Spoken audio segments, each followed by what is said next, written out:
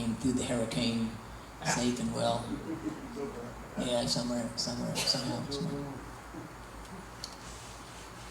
So I was reminded in my meditation when I was trying to figure out what to talk about today, I was reminded of my earlier life, my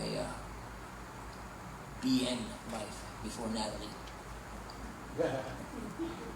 So I graduated in '89 from ministerial school in Unity Village, and my first church I was a associate minister in Tulsa. And after that I went to Alabama to help my buddy, a ministerial graduate with me, Ted, in his church down in Mobile, Fairhope, Alabama. And after that, I decided I didn't want to do church anymore. I just didn't want to do church anymore. I'm never coming back to another church. Wah, wah, wah, wah, wah, wah, wah. All the dumb reasons. Go figure. So my background is varied, but a big part of my background was also in the appliance repair business. I was a Whirlpool appliance dealer, service and sales on the Gulf Coast, and serviced 12 different brands, Whirlpool, GE, all that. And so I had a lot of experience, and in the Navy I had a lot of experience repairing electrical devices. And so I packed my RV.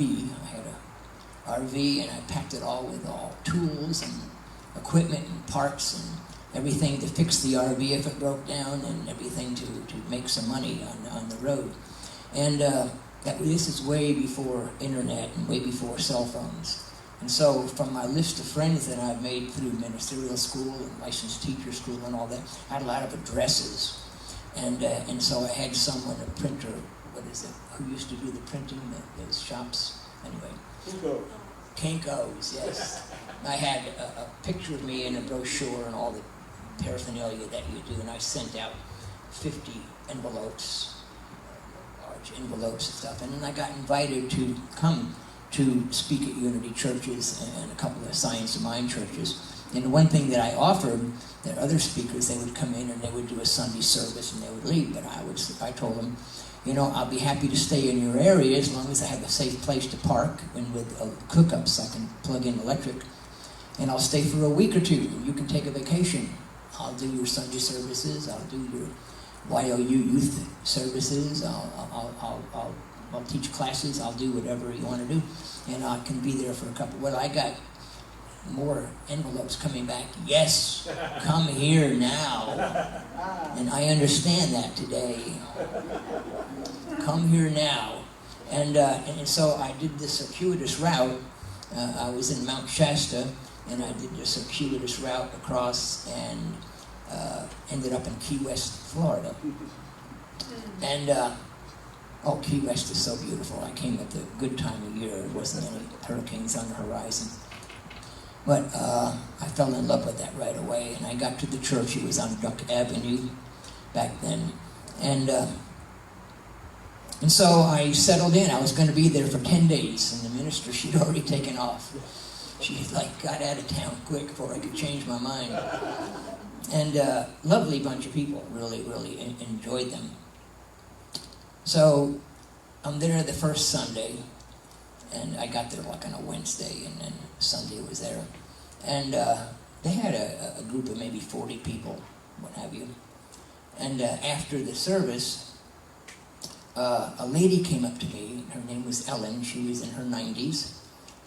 Very gracious woman, very attractive woman for her age. And she was very well educated, I could tell from the way she talked. And she said, could I possibly buy you lunch? And there's something I have to talk to you about. Well, I'll go for a free lunch, especially down in Key West with all the seafood. So, got there and we had lunch, and then we sat and talked in a coffee shop. And she said, this is my first time at Unity. And she said, I've come from a fundamentalist church, and I talked to my minister a while back and was rebuffed. I felt like he didn't care about my story. In fact, he was encouraging me not to even finish the story that I tried to tell him. And I said, what's going on in your life, Ellen? She said, well, I want to show you a picture. And she said, look at me now, and I want to show you a picture. And she had a stack of stuff in her notebook, and she pulled it out. And it was her in the hospital, hooked up to all these tubes and wires and all that. And I thought she was showing me a picture of a dead woman. She was full of abscesses, boils and lesions, and what else did she say? Oozing sores. She had tumors. The doctors didn't give her long to live. They said, I'm going to be frank with you, it's like 6 months. And they did all kinds of tests that they did back in those days, and this was in the 90s, and they could not find out what was wrong with her. They did all tests. They sent all kinds of samples all around to the research lab, whatever they did. But anyway, they told her that they couldn't help her, and her minister told her it was God's will. Nothing you can do about it. God works in mysterious ways. And she says, I want to tell you something that happened to me. She said, I was praying. She said, my husband, Edward, died 10 years ago. And I wanted to talk with him, and I wanted to know that he was okay, and I wanted him to know what my condition was. I was praying to see him, to talk to him, to do something. And she says, all of a sudden, I felt myself lifted out of my body. And she said, I looked around, and there I was laying in a bed, and I looked so terrible, and I felt so awful. She said, but right then I felt liberated. I felt free of pain, and I was excited about what's going on, although I didn't know what was going on.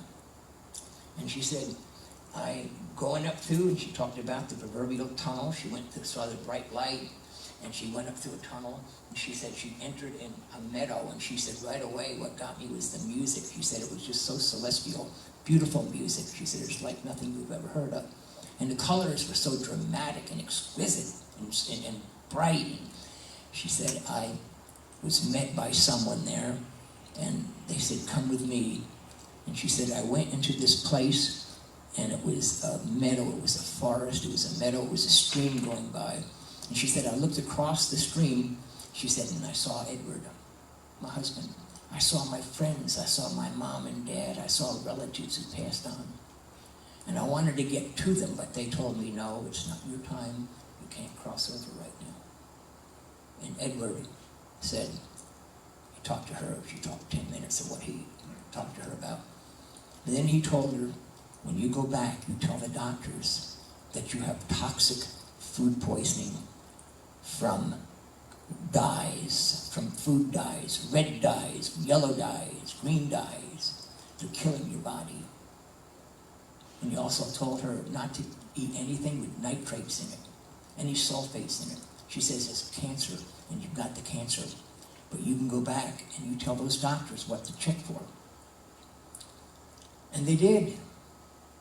And they realized something new they didn't know, that certain food dyes are toxic to your body, cause cancer, cell interruptions, etc., etc., etc. So she said she got back, and the doctors get her on a good path. She said, but I felt so healed after seeing Edward, after seeing my family. I was told to go back. And she said, I used to be scared to death of dying. She said, I was so afraid. I was so worried what Edward had gone through when he died. And I was so worried and scared about dying. What if, and all this fundamentalist teachings of the devil and all this stuff like that. I was so worried. But to find out there's no devil.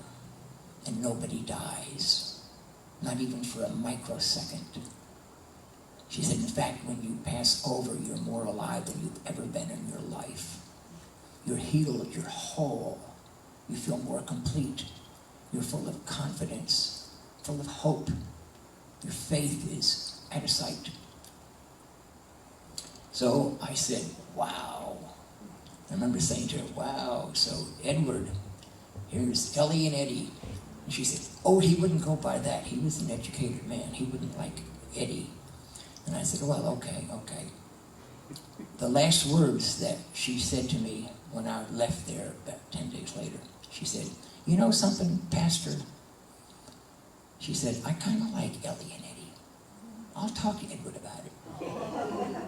And just struck with me. So I want to show a video, if you can. There is a man, the first man you see in this video, I think is a surgeon, a cardiologist. He was a well-known surgeon in the field. So when Eben Alexander was his name. So when you see the man on there sitting down talking, you'll know who this is.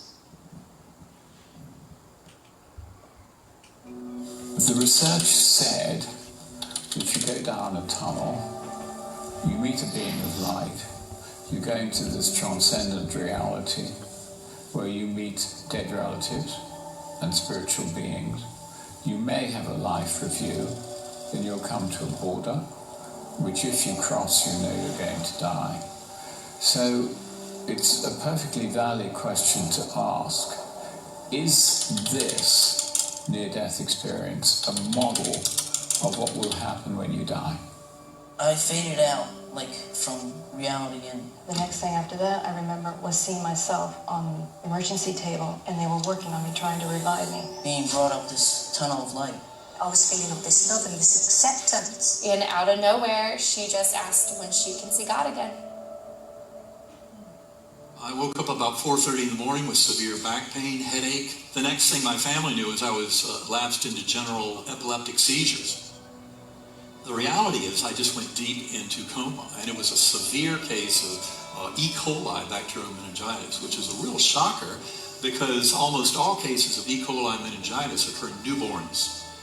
By the time she found me, I was already getting stiff because I died in the morning and people really didn't come into my room until about 10 a.m. Oh my gosh. So at about that time, they started measuring my vital signs, and there were no vital signs for an hour and a half, at which time they gave up. My eyes were closed and I was completely in this coma, but I was aware of everything that was going on around me. I could hear and see and feel everything that was happening. I could feel everything the doctors were doing. They were poking needles into me and putting in IV tubes and things like that. And I could see and hear things that were beyond the room that my physical body was in. And I realized that I could even see my physical body. It was like I felt that I had become separate from my body.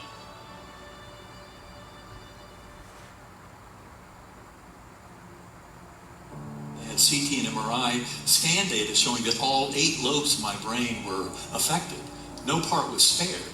And that's why to have an extraordinarily rich experience, far more real than anything I'd ever experienced in my life, completely violates everything I thought I knew about brain, mind, and You need a conscious brain to experience. But no, you don't. It was like being in dirty jello. I called it the earthworm's eye view. And I was there for a very long period of time. I'm sure I didn't have any kind of memory formation moment to moment. So it seemed to last forever.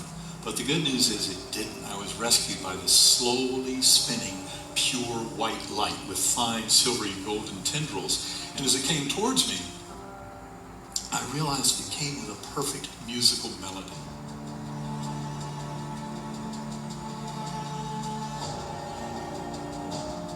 As I went to the light, some people, report on tunnels and things like that.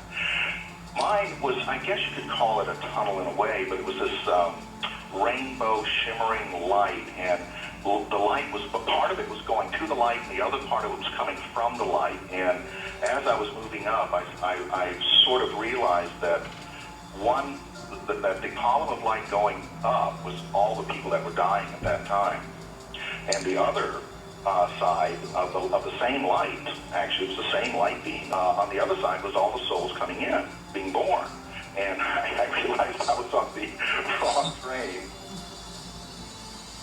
I encountered my deceased father. My father had died 10 years prior.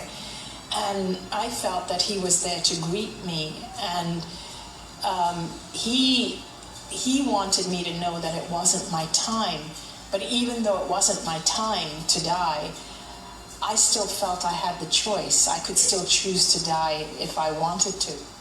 Not music heard with the ears, because in those realms, our awareness goes far beyond the limitations of physical eyes and ears and a physical brain. in that realm, it felt like because we don't have our bodies, we don't have vocal cords,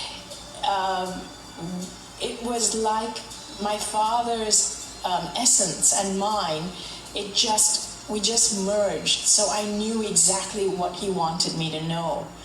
And he wanted me to know that I had suffered up until this point.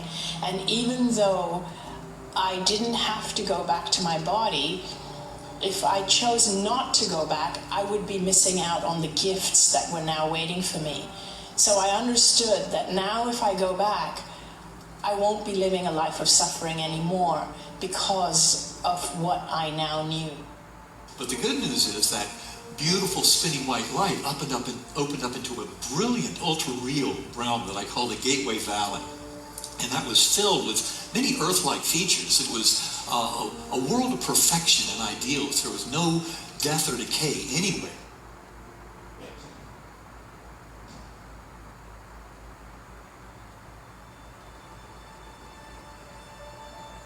Beautiful, lush plant life, flowers, buds on trees, blossoms, colors beyond the rainbow. I was a speck of awareness on a butterfly wing among millions of butterflies, looping and spiraling in vast formations above this Gateway Valley. And in that valley were thousands of beings dancing, lots of joy and merriment. And when I wrote it all up weeks later, I said these were souls. I knew there were souls between lives, and that there was this incredible joy and merriment going on. And it was all being fueled because up above were these swooping orbs, pure spiritual orbs of divine energy, these which I came to call angelic choirs when I had to put a label on them. But it was the anthems and chants and hymns that would thunder down from this beautiful chorus of angels above that was fueling this incredible festivity. Sparkling waterfalls into crystal blue pools, and all of this joy and merriment. Right after my experience, I'd say within a couple of months after my experience, the light would just come and get me and take me out of my body. So I would go to the light again, and the light and I would have more conversations, and I was always given an idea or an invention to bring back every exchange I've ever had with the light. It took about a year or so where I got comfortable with these experiences and just would let it happen. And Phyllis Atwater and Ken Reed were the first to tell me that, Mel, nobody else does this. I said, well, I go back to the light every day. At one point, I was told I would, from now on, have contact to universal intelligence, and that I could answer any question. And I've been tested in double-blind university experiments on this, on being able to give answers about something I should know nothing about whatsoever. But I go to the light and I get answers. But I was warned before I came back. The light said, when you go back, don't be surprised. Even if you or anyone else could answer any question, don't be surprised if that's not the point. And I said, what do you mean? And they said, well, at this time in history, humans are much more interested in the questions than the answers. And that turned out to be my experience over many years. I would work on these great experiments in these think tanks. We would come up with all these great ideas, and I would draw schematics. I would get frequencies down to the decimals, and quite often the devices were never built, or if they were never really pursued. I predicted 8 astronomical discoveries 20 years before they were discovered. And thank God I did lectures about them and documented it so that I can prove what I'm saying. But I was not a scientist or an astronomer or a physicist, but I had seen things that I could report on, and they turned out to be very accurate.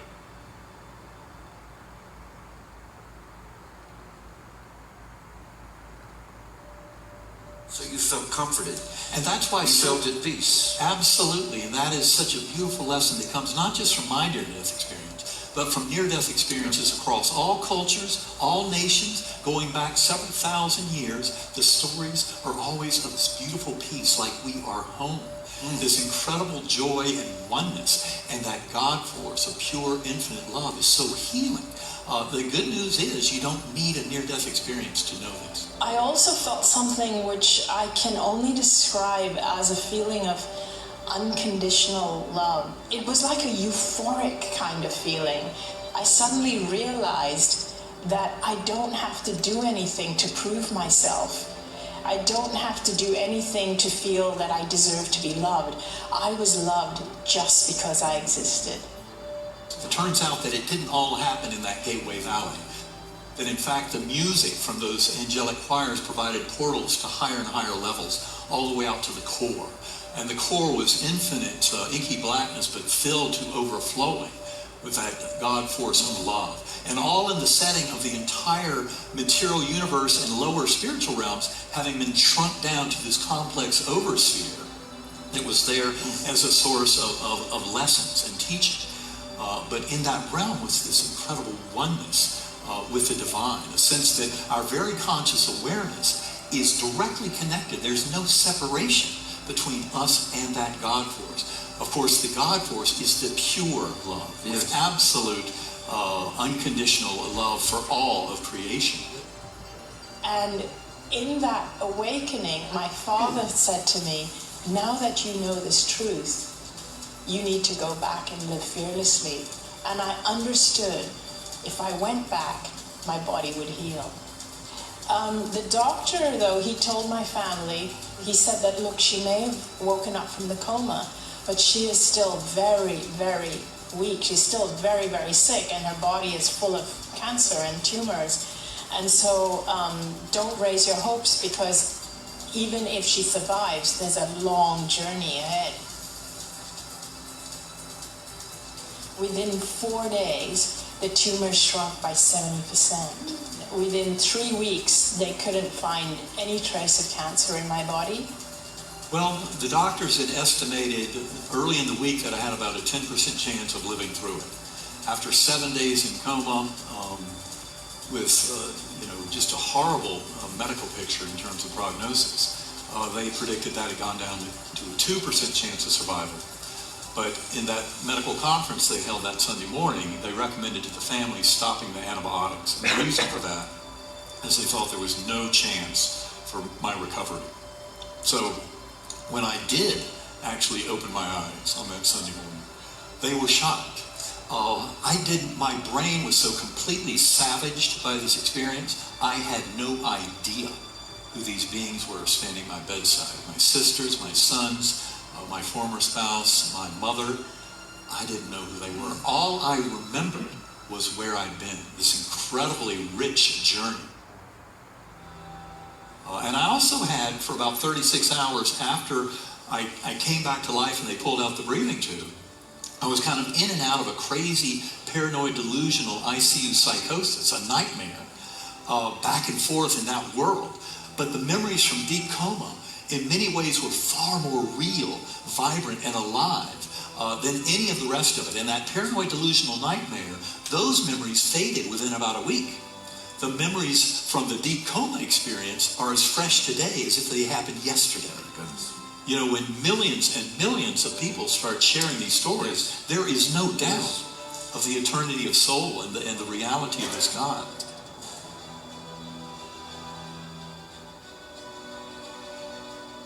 After that experience, after actually dying and coming back, I don't follow dogma or any kind of religion or spirituality, because it's like now I know that I'm a spiritual being. We all are.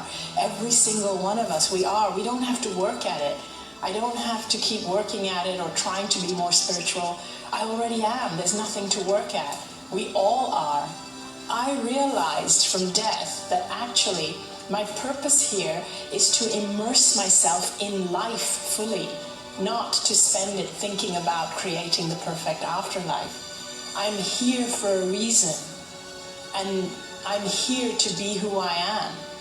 I'm a facet of this universe. I'm an aspect, and I am the way I am for a reason. My purpose is to be as me as I can be.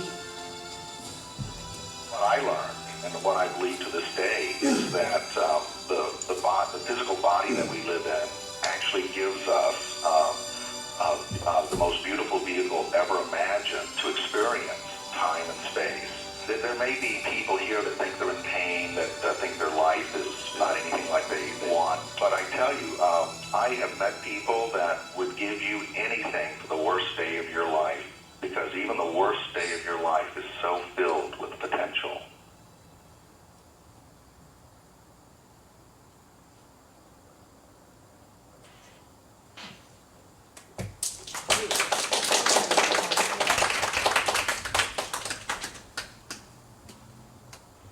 So the first out-of-body experience I had when I was a kid, my tonsils were out, and I floated above during the surgery, and when I got back, long story there, but I'm cutting the time, I tried to tell my folks, I tried to tell the doctors I was floating above, and I saw you, and they just, oh, yeah, get out of here, kid, kind of thing. And then I had another one when my friends were killed, and I was in an accident with them, and that's a long story. I've talked about that before. But I know, and Jerry and Don, you have talked to us about out-of-body experiences, and you might want to chat with them later, if that's okay with you too, Jerry. You had this bliss experience. We're describing some of the same things. Yeah. So it's here at home. Has anyone else had anything on that in that area, Beverly? I just want to say I believe all of that. Wow. I've heard a lot. And Cleo, you too. Mine was different.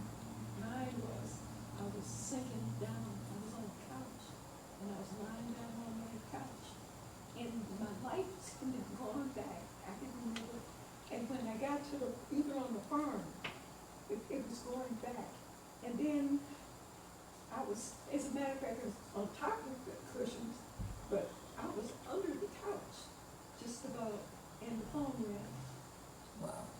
When the phone rang, it was raining. So I came back out of it. But I believe anything like that. Yeah. What a miracle. Yeah. Well, thank you for sharing. Thank you. So that's it. Thank you so much for being here. God bless you. And if you ever have an experience, we are not like this woman's minister that would not hear her out. I can't imagine that. I can't imagine someone coming with a story of healing and not having someone respond to that who should have, would have, could have. So anyway, God bless all of you. Thank you.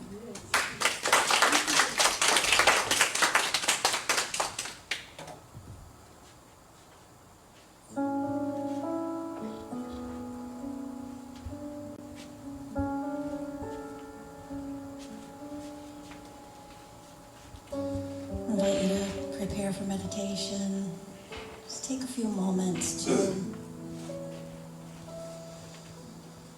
allow this message this morning to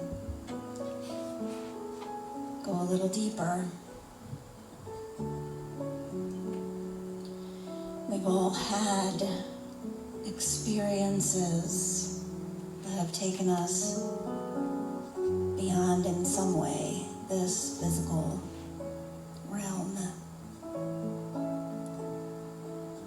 And I promise you, if you haven't, then you will. So there is such a sense of healing when we know these truths and when we come into contact with this greater understanding. And so enjoy this moment. Know that these experiences are yours. Know that you can go into this day with a greater sense of peace, that you can release the worries and the concerns, that you can indeed trust your higher self, your higher power, the divine within you is guiding and leading you at all times. And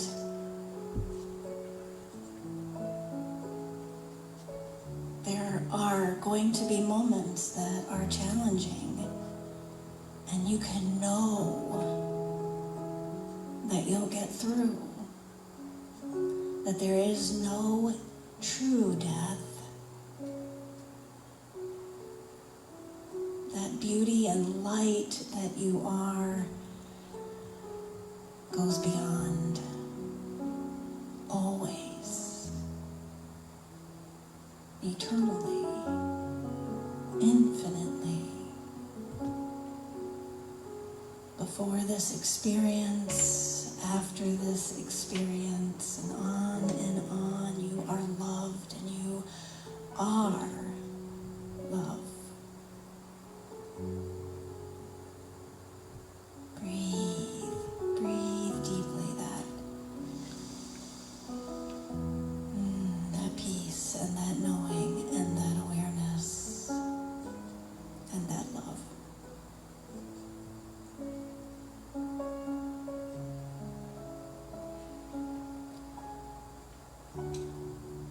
As we prepare to go out again, to do our comings and our goings, we can actually watch our bodies, watch the personalities, watch ourselves driving in the car, going to bed at night.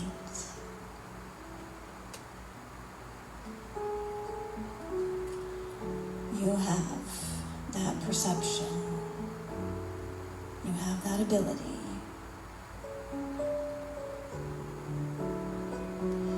And so we give thanks as we do. Close this time of meditation and go again about our daily activities. And we just give thanks. Thank you, thank you. And so it is. Amen. Yes, in a minute we're going to listen to another song, but take some time during that song if you'd like. There are pads on the floor in front of you under the chairs, and we invite you to, maybe this is a time that you want to take some notes about any inspiration from the message this morning, but also we're asking for what it is that you would like to hear about on Sunday mornings. So we're asking for your information and inspiration when it comes to, again, messages for our Sunday morning experience. Right?